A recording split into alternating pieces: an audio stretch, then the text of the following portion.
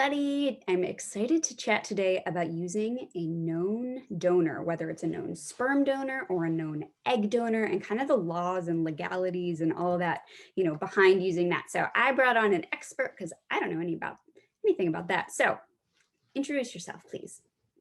Hi, my name's Stephanie Brinkley. I am a fertility and family law attorney in Charleston, South Carolina. I'm also the vice chair of American Bar Association's ART Committee, which stands for Assisted Reproduction Technology.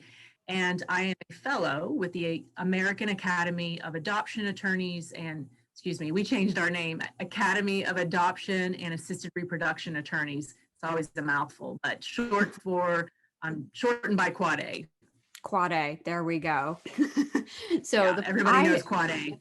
No one knows what Quad A is, but it's pretty cool. It's pretty important when you're, if you're in it, but no, for jokes aside, I didn't know about it until January of this year, when I was starting to build this organization. And I'm so glad that I stumbled upon it because it really is, it's experts in this field. You're getting extra training and conferences and, able to collaborate with other attorneys in other states dealing with, similar issues and all of that good stuff. So it's a very impressive accolade. But anyways, so for people here who are going to be using a known donor, whether it be sperm or egg, we're not going to get into embryo. We're just going to do sperm or egg. What do we need to think about? Well, I think you should think about two avenues. First, we can talk about anonymous donation, okay? And then we can talk about known donors. So with anonymous donation, the issue seems to be legal parentage.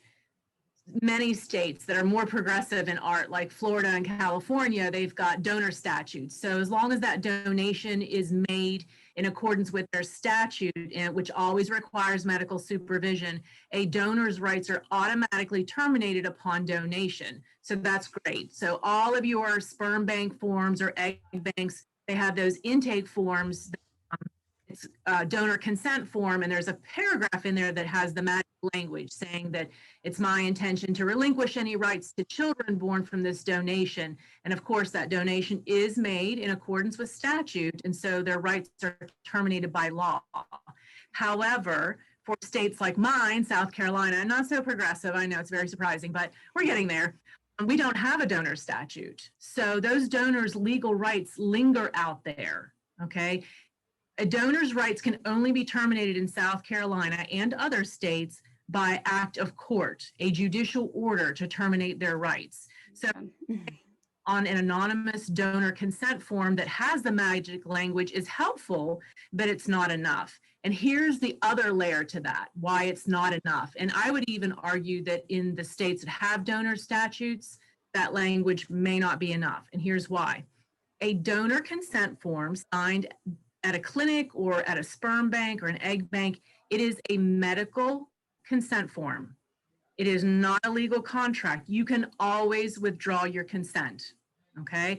So for example, if I decided today to have heart surgery and I signed off on the medical consent forms, I can certainly change my mind tomorrow morning and not move forward with that procedure.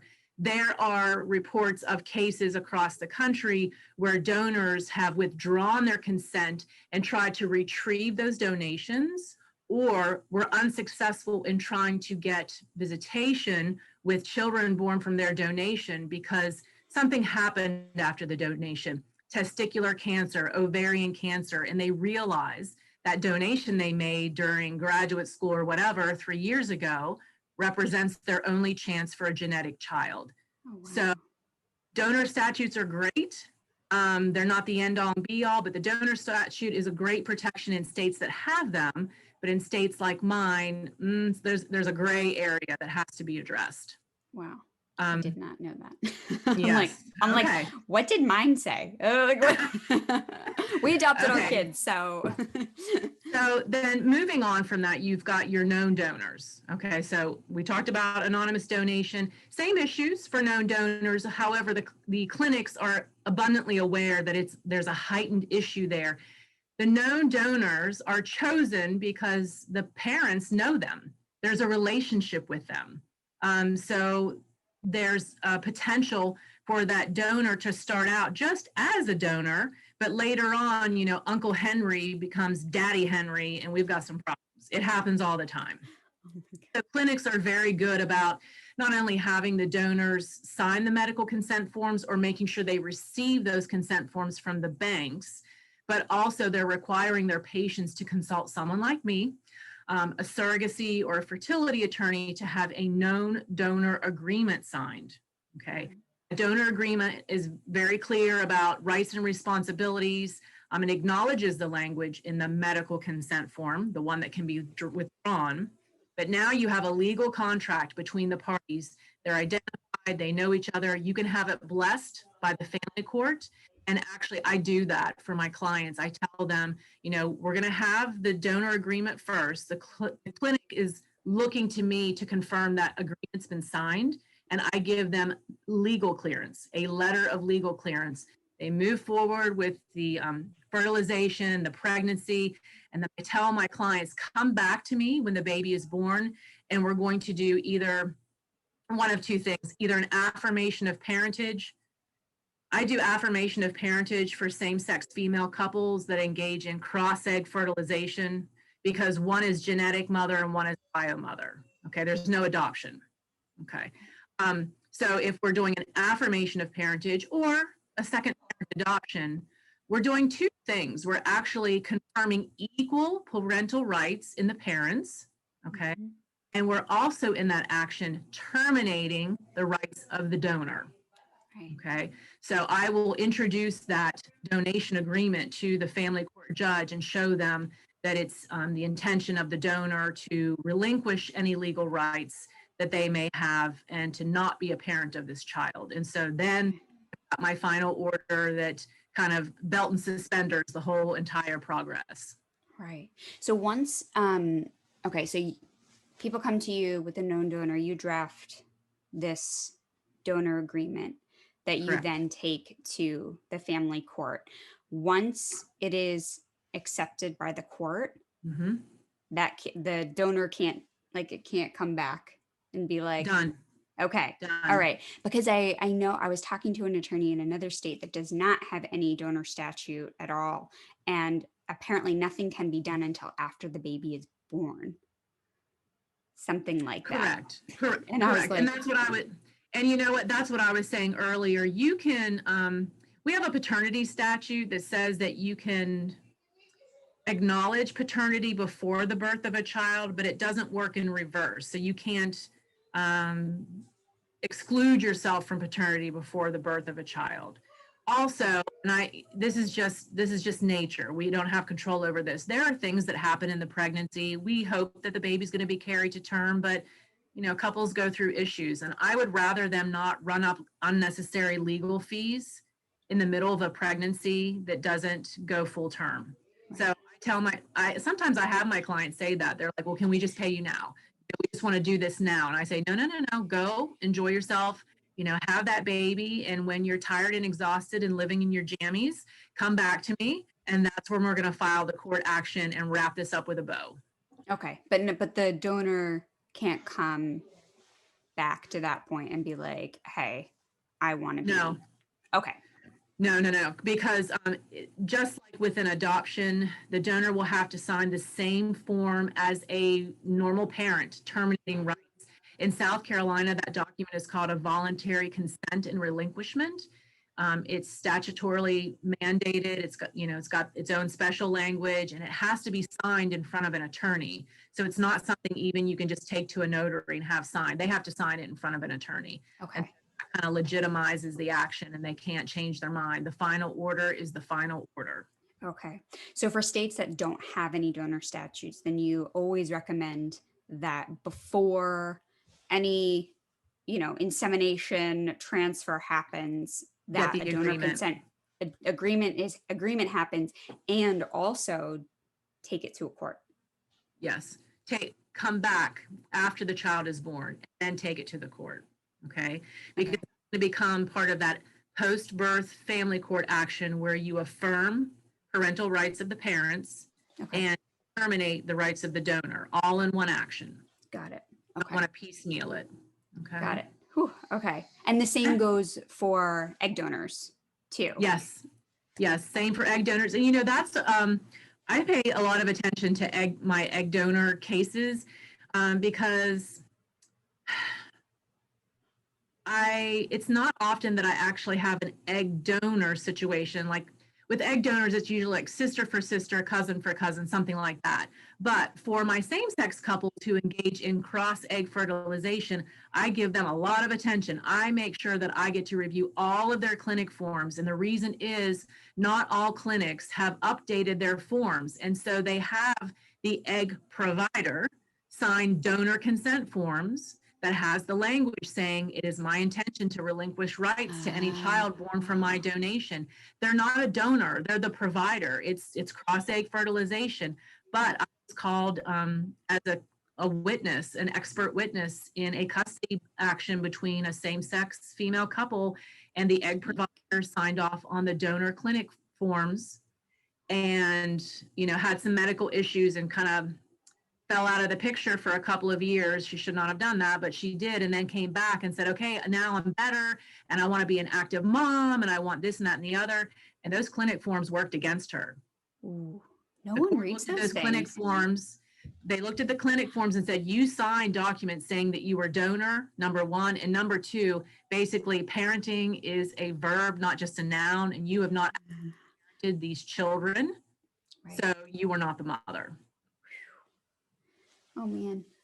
Well, so good to know. I know that's what part of what we do, at Connecting Rainbows is really educate people on what they need, at the very start of your fertility journey, so that you're going into your fertility journey saying, hey, I already have so-and-so lawyer that I'm going to be working with, regardless of, just to say like, hey, I think we're going to do reciprocal IVF or, cross-egg fertilization. What do we need to know before we go to the clinic? If anything, because maybe they are using a known donor. I know a lot of lesbian couples that do use a known donor. And you don't think, I don't think that a lot of times you think about getting that contract or donor agreement, because maybe the clinic would probably say something, but maybe they wouldn't, I don't know. So you don't want to rely on. And in South Carolina, it's interesting. The fact that we don't have a donor statute requires same-sex couples to take an extra step in the beginning to address the legalities of what they're going to do. But also for my same-sex female couples using donor material, not all of them engage in cross-egg fertilization. Sometimes I just have the genetic mom and I have the intended mother. And even in that situation, the clinics, because I've educated them on all the loopholes in the law, the clinics in South Carolina recommend that those same-sex couples get a co-maternity agreement in the beginning. Let's say they're getting anonymous sperm from a bank somewhere. Okay, I'm gonna rely on those clinic forms later to terminate that donor's rights. We're not gonna do anything now because it's not a donor, but we have genetic mom and we have intended mom. South Carolina is an intent to parent state. And so I wave that banner all day long. And we have case law, believe it or not, from the 80s, something other than big hair came out of the 80s. And it says it doesn't matter whether you use donor material to build your family. If there is clear evidence of your intent to bring a life being and to carry that child out and hold it out into the community as your own and a child of the marriage, our family courts will protect your rights. So these maternity agreements that are entered into before insemination, it's like exhibit A right here. Clear evidence of intent. They're using marital funds to pay for the sperm donor, to pay for the fertility treatments. They're doing this based on each other's promise that they're going to hold this child out as one of the marriage. Okay, so for my same-sex lady couples who are using anonymous sperm donor material, and one is going to provide the egg and carry, we enter into the co-maternity agreement. I give legal clearance, they go forward, and that's when I do post-delivery and that would actually be a second parent adoption. Have genetic and non-genetic mother. Yeah, see, this is all this the is things why you didn't know. I know. Well, this is why it's so important to find a lawyer in your state to talk to, because every state is so They're different. all different. And some states it's different by county. Like literally, Mhm. it's crazy. So it's, Yes, very important. think of the laws across the country like a patchwork quilt. That's your That visual. didn't that didn't do a good job of No, unifying anything. no, colors Uh, don't match. it's very red down south. No. Yes. Yeah, but okay, cool. Now we know, guys.